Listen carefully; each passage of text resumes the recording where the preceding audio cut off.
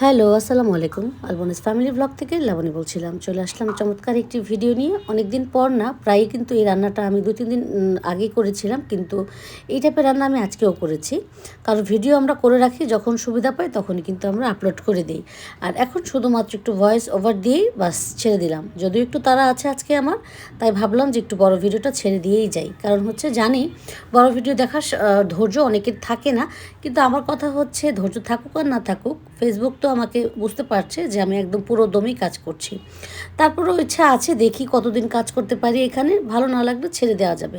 কিন্তু তারপরেও কেন জানি এই পেজটার প্রতি অন্যরকম একটা মায়া লাগে। আমি কিন্তু কোনো রান্নার বর্ণনা দিচ্ছি না, আজকে রান্না করব কি অবশ্যই আপনার থাম্বনেইলে দেখতে পেরেছেন। আর সবজি মানে, শীতের সবজি মানেই অন্যরকম একটা ব্যাপার। তারপরে হচ্ছে সালাদ তো সবসময় কাটতে দেখেন, সবজিও কাটতে দেখেন। আমি কিন্তু আলু তেমন একটা খাই না, কিন্তু আমার মনে হয় আমি আর কিছুদিন পর্যন্ত আলু খাবো, তারপর মনে হয় না আমাকে আর আলু কেউ খাওয়াতে পারবে। প্রতিদিনই কিন্তু আমার কাছে ভালো লাগে এখন এই যে শিমের বিচি দিয়ে আলু দিয়ে মাছ দিয়ে রান্না করতে। যেমন আজকে এই ভিডিওটা 3 দিন আগে, তখন আমি ট্যাংরা মাছ দিয়ে করেছিলাম। যেমন আজকে করেছি শিং মাছ দিয়ে, সেটাও ভিডিও করেছি, সেটা অবশ্যই অন্য কোনো একটা দিন দিয়ে দিব। আর যেদিন খুব ইচ্ছা হয় যে আজকে রান্না করেছি, আজকে এই ভিডিওটা আপলোড করব, তখন কিন্তু একটু ডিফারেন্ট টাইপের হয়।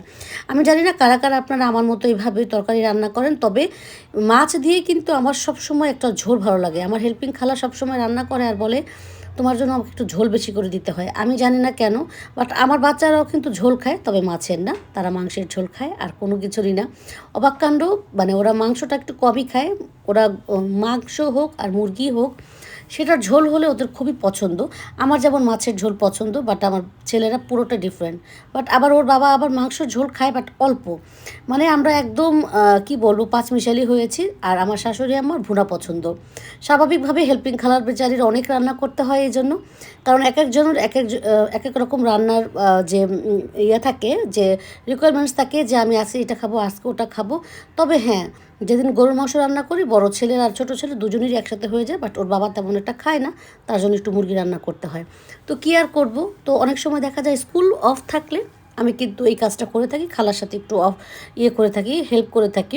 যদিও উনি আমার টোটাল কাজটাই করে, আমি কিন্তু সবসময় আমার খালার খুব প্রশংসা করি। কেউ মানে বলতে পারবে না যে খালার এই কোনো বদনাম গাচ্ছি, কারণ কিছু মানে বলার নাই। কারণ হচ্ছে গিয়ে উনি সকাল থেকে একদম সন্ধ্যার পর পর্যন্ত নামাজ পড়ে সে যেহেতু যায়, সারাদিনই সে আমার বাসায়, আমি করছি সে করছে।